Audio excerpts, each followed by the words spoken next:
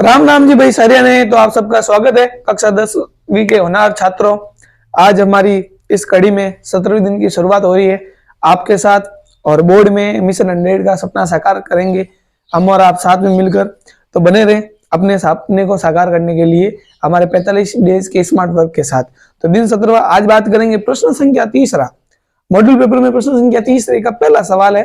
पहले सवाल से संबंधित इस प्रश्नावली के जो मुख्य सवाल बनते हैं वो सारे एक एक नंबर के अंदर बनते हैं, वो सारे लेंगे। तो मॉड्यूल पेपर का प्रश्न लेते हैं पहले, फिर बात करेंगे अपने कुछ सवाल है जो परीक्षा में आने वाले हैं। चलो मॉड्यूल पेपर का सवाल लेते हैं। सबसे पहले 1260 के अभाज्य गुणनखंड को घातांक के रूप में लिखना है। अब देखो इसको आपको लिखना है 1260 के अभाज्य गुणनखंड को घातांक के रूप में लिखना है। चलो तो हल करते हैं हम। इसका क्या करते हैं हल, आपको निकालने 1260 के अभाज्य गुणनखंड। क्या करने 1260 के अभाज्य गुणनखंड। तो सबसे पहले आपको निकाल लेनी रफ कॉपी, और या फिर आप परीक्षा में सवाल आए तो आपको निकालना सबसे पहले रफ पेज, और यहाँ पर करने इसके गुणनखंड। 1260 के क्या करने हैं, गुणनखंड करने हैं। अभाज्य संख्या और गुणनखंड। अभाज्य संख्या, पहली अभाज्य संख्या क्या है, यहाँ पर 2 होती है आपको पता है। तो 2 का भाग आप दोगे तो 12 में आपको पता है 12 में भाग जाएगा, इसमें 12 का भाग जाएगा 6 बार, 6 में जाएगा 3 बार और 0 का 0 आ जाएगा। यानी 2 का भाग 1260 में कितनी बार गया, 630 बार गया। इसी तरह 630 में अगर 2 का भाग दोगे तो 6 में गया 3 बार और 30 में जाएगा 15 बार। चलो अब देखोगे तो पीछे विषम संख्या आ रही, मतलब 2 का भाग तो नहीं जा रहा है। चलो देखते हैं 3 का भाग। देखो 5 और 1 6, 6 और 3 9, 9 में 3 का भाग जा रहा है, मतलब 315 में 3 का भाग तो जाएगा। चलो 3 का भाग जाएगा, 3 का भाग 3 में 1 बार। फिर 2 संख्या एक साथ उतरेगी इसलिए भाग टूटेगा और यहाँ आएगा आपका 0। यहाँ आपका क्या आएगा 0, और 3 का भाग 15 में कितनी बार जाएगा, 5 बार। 105 को 3 से गुणा करो 315 आएंगे। 105 को 3 से गुणा करोगे कितना आएगा, 315। सर ये भाग समझ में नहीं आया। देखो ये भाग इस तरह से होगा, और कई बार परीक्षा में एक ऐसा सवाल जरूर आएगा जिसमें इससे भाग टूटेगा। देखो 3 का भाग आपको देना 315 में, किसमें देना 315 में। अब कई बच्चे क्या करते हैं, 3 में 3 का भाग 1 बार गया और पीछे उतरे 15, और 3 का भाग 15 5 बार, पीछे बचे आपका 0, तो उत्तर 15 लाते हैं। लेकिन ऐसे में उत्तर क्या होता है, गलत। अब सही उत्तर क्या होगा, देखो ध्यान दो इधर, ठीक है। अब क्या होता है, 3 में से 3 गए कि आता है, पीछे 0 आता है। अब आपको पता है कि यहाँ संख्या आएगी आपकी 1। संख्या क्या आएगी, 1। देखो 3 में 3 का भाग तो 1 बार गया हुआ है। 3 में 3 का भाग कितनी बार गया, 1 बार। आपका 1 आ गया। अब 3 का भाग 1 में नहीं जा रहा, और एक साथ 2 अंक नीचे आते हैं। जब एक साथ 2 अंक नीचे आते हैं तो यहाँ भाग टूटता है और यहाँ क्या आता है, 0। अब यहाँ 0 आएगा, अब भाग जाएगा 15 में।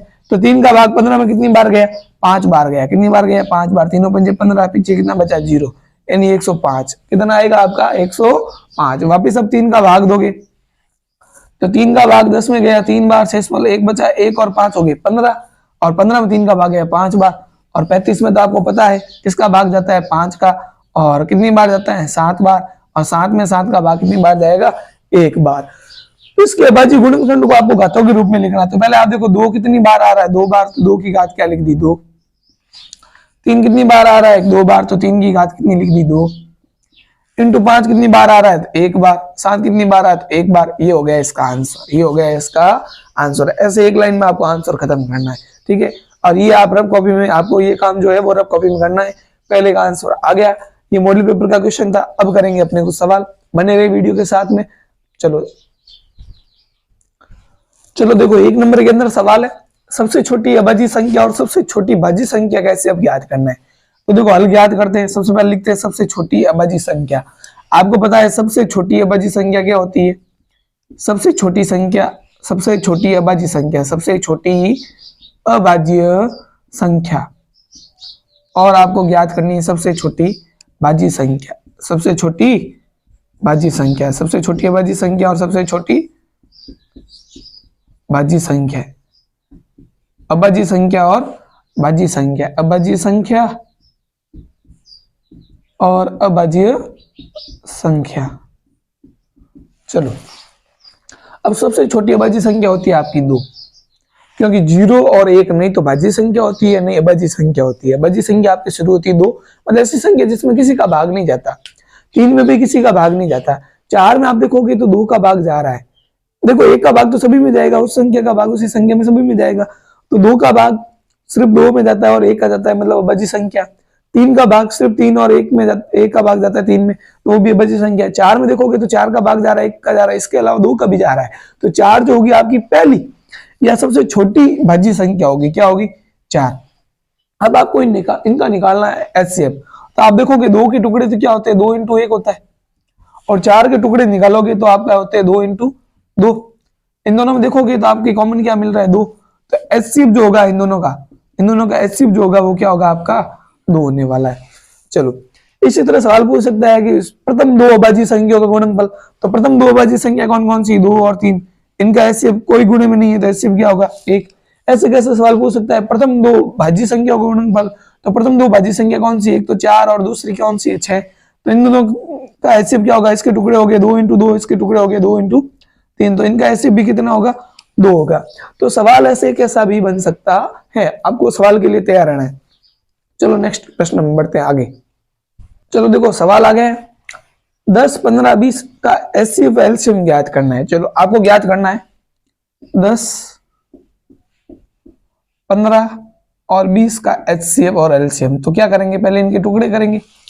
आपको पता है इसके टुकड़े होते हैं 2 इंटू 5, इसके टुकड़े होते हैं 3 इंटू 5, और इसके टुकड़े होंगे 2 इंटू 2 इंटू 5, 2 इंटू 2 इंटू 5।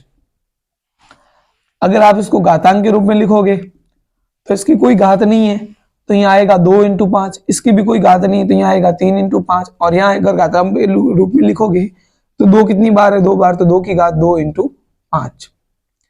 आपको निकालना है एचसीएफ। क्या निकालना है? एचसीएफ। अब देखो एचसीएफ क्या है? जो तीनों में कॉमन हो। तीनों में क्या हो कॉमन? तो देखो तीनों में कॉमन क्या है? 2 इसमें नहीं है, चलो नहीं है। 3 तो इन दोनों में नहीं है, देखोगे 5 है, 5 है, 5 है, तो आपका एचसीएफ जो आया वो क्या आया? 5 आया। अब एलसीएम ज्ञात करना है। एलसीएम ज्ञात करने के लिए पहली चीज तो क्या है? जो तीनों में कॉमन हो वो लिख दो। तीनों में कॉमन क्या है? 5, तो 5 लिख दिया। इसके बाद जो भी पीछे रहा है वो लिखो। अब पीछे वैसे देखोगे यहाँ पर भी 2 है और यहाँ पर भी 2 है, ठीक है। तो ध्यान रखना 2 की बड़ी घात आएगी। 2 की क्या आएगी? बड़ी घात। तो 2 की बड़ी घात क्या है? 2 की घात 2, तो 2 की घात क्या आएगी? 2 इंटू पीछे अब क्या बचा? 3, तो यहाँ क्या आएगा? 3। अब 2 की घात 2 कितनी होती है? 4 होती है, और 4 को जब 3 से गुणा करोगे तो आपको पता है 12 आएंगे, और 12 को 5 से गुणा करोगे तो आपके कितने आएंगे? 60। तो आपका एलसीएम कितना आया? 60 आया, और एचसीएफ कितना आया? 5 आया। ये आपका आंसर है। चलो देखो सवाल है संख्या 44 और 99 का एचसीएफ ज्ञात करना है। आपको क्या ज्ञात करना? 44 और 99 का एचसीएफ। चलो 44 लिख देते हैं और 99 भी लिख देते हैं, और यहाँ लिख देते हैं हल। कैसे करना है? आपको निकालना है 44 के पहले अभाज्य गुणनखंड। 44 के अभाज्य गुणन में आप दोगे 2 का भाग तो आएंगे आपके 22, 22 में दोगे 2 का भाग तो आएंगे 11, और 11 में 11 का भाग जाएगा 1 बार। इसी तरह 99 में आप दोगे 3 का भाग, क्योंकि 2 का तो जाएगा नहीं, आएंगे 33, 33 में वापस दोगे 3 का भाग तो आपका आएगा 11, और 11 में 11 का भाग 1 बार। तो 44 के आपके टुकड़े हो गए 2 इंटू 2 इंटू 2 की घात 2 इंटू आपका आ गया 11, और इसका 99 का अभाज्य गुणनखंड हो जाएंगे 3 इंटू 3 यानी 3 की घात 2 इंटू 11। अगर आपको एचसीएफ ज्ञात करना है तो एचसीएफ देखो जो हाईएस्ट कॉमन फैक्टर दोनों में कॉमन क्या है? 11, तो आपका आंसर क्या होगा? 11। ये आपका आंसर है। चलो नेक्स्ट क्वेश्चन है, बने रहो, और इसी तरह के सवाल एग्जाम जो आने वाले हैं वो हमारे साथ बने रहो। हर वीडियो में अच्छे अच्छे सवाल है जो सीधे सीधे एग्जाम छपने वाले हैं। मजा आ जाएगा जब आप वापस आओगे एग्जाम देकर, तो आपको बहुत ज्यादा खुशी मिलेगी। चलो बढ़ते अगले सवाल की ओर। चलो देखो सीधा सीधा परीक्षा में छपने वाला सवाल है, और इनसे संबंधित एक सवाल परीक्षा में पक्का आएगा। अब सवाल है 2 संख्याओं गुणनफल दे रखा है 12960 तथा एचसीएफ 18 हो तो एलसीएम ज्ञात करो। हल लिखना, आपको क्या लिखना है? हल लिखना है, और एक फॉर्मूला है वो याद रखना आपको। आपका हमेशा HCF into LCM, HCF into LCM जो होगा आपकी पहली संख्या इंटू दूसरी संख्या होती है। पहली संख्या इंटू क्या होती है? दूसरी संख्या। पहली संख्या इंटू दूसरी संख्या होती है, यानी 2 संख्याओं का गुणनफल करोगे वो एचसीएफ एलसीएम की क्या आता है? बराबर। चलो मान लगाते हैं एचसीएफ आपका कितना है? 18 इंटू एलसीएम आपको ज्ञात करना है, और पहली संख्या इंटू दूसरी संख्या। अब आपको पता है कि परीक्षा में दोनों प्रश्न में क्या दे रखा है? दोनों संख्याओं को गुणनफल दे रखा है, इन दोनों का गुणा करके पहले से दे रखा। कितना दे रखा है? 12960।